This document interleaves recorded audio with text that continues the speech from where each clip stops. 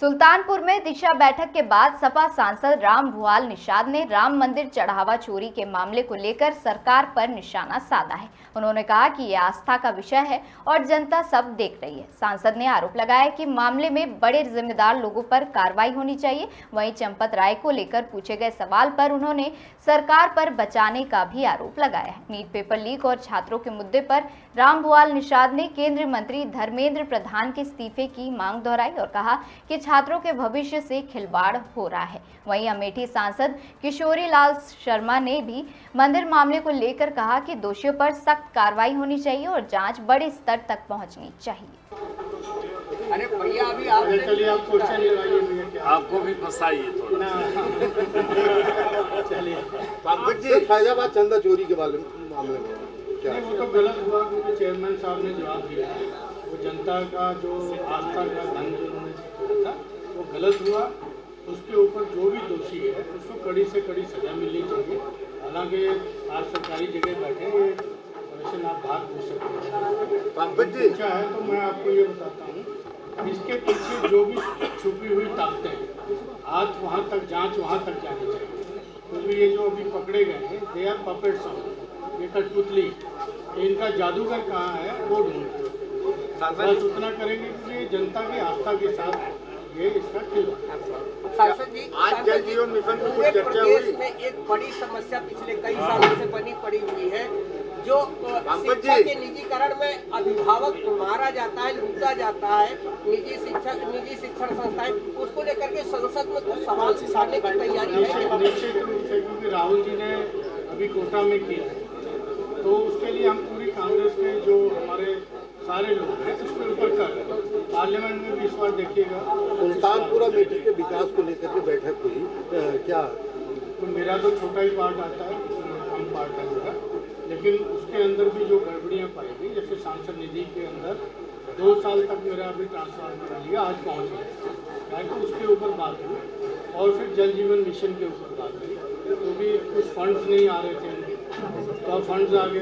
DM साहब ने कहा कि फंड रिलीज हो, पहले स्टेट ने अपना शेयर नहीं दिया था, वो भी हो गया।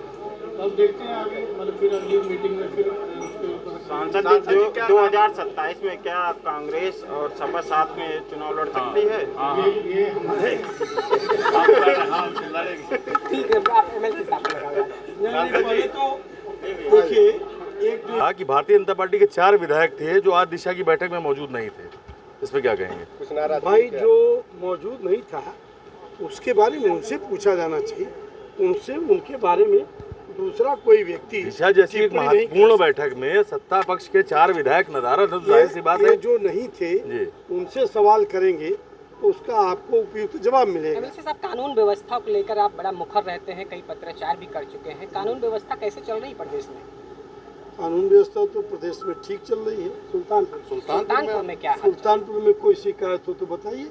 नहीं, अभी बीच में आपके एक पत्र आए थे कि एसपी महोदय, जो पत्र आया था उस पत्र का सम्मान किया, कार्रवाई हुई उस पर, और अब मामला न्यायालय में हो गया।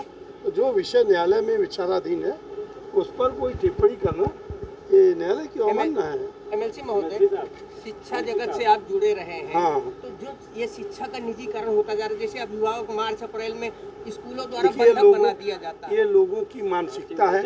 कोई भी व्यक्ति अब अपने बच्चे को परिषदीय विद्यालय में नहीं पढ़ाना चाहता है।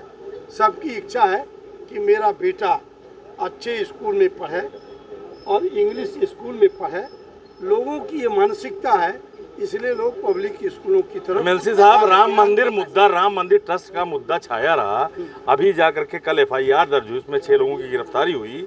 चंपत राय ने कल इस्तीफा दिया। लगातार इस ये मुद्दा संजय सिंह भी उठाते रहे विभिन्न माध्यमों से। SIT को भी कल उन्होंने पहुंच करके जांच पत्र सौंपा, जिसमें उन्होंने 2021 से जमीन घोटाले से जुड़ी हुई बात बताई थी। उस पर क्या कहेंगे आप? 2021 से वो मामला उठा रहे थे। मुख्यमंत्री जी इस पर बहुत सख्त हैं और उन्होंने SIT जांच कराया। प्रारंभिक रिपोर्ट में जिन लोगों का नाम संलिप्त पाया गया उनके खिलाफ कार्रवाई की गई है। चाहे कोई कितना बड़ा होगा लेकिन वो कानून की जद में रहेगा और जो भी मिलेगा उसके खिलाफ कठोरतम कार्रवाई करेंगे। क्या इसका असर आने वाले दिनों में नहीं पड़ेगा कि राम मंदिर से जुड़ी आस्था पर इतना बड़ा कुटारा दाग? इस मामले में मुख्यमंत्री बहुत सख्त फैसला लिए हैं और किसी को बख्शा नहीं जाएगा। अच्छा, एक बात बताइए, आपने अंदर अभी कहा कि बाइट बाहर होनी चाहिए, प्रेस कॉन्फ्रेंस के लिए अलग से हॉल कब बनवा रहे हैं आप, ये बताइए। मैं प्रस्ताव पिछली बैठक में दिया था और वह प्रस्ताव शासन में गया हुआ है। नए जिलाधिकारी का हमने प्रस्ताव भेज दिया है, स्वीकृत होके आएगा तो जल्दी आपको बड़े जो राम मंदिर घोटाले में लोग हैं, इनके घर पे बुलडोजर चलेगा?